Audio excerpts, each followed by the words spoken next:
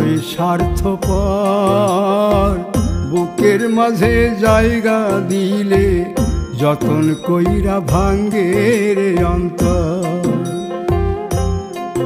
মানুষ বড়ই স্বার্থপর রে, বড়ই স্বার্থপর বুকের মাঝে জায়গা দিলে যতন কইরা ভাঙ্গে রে অন্তর।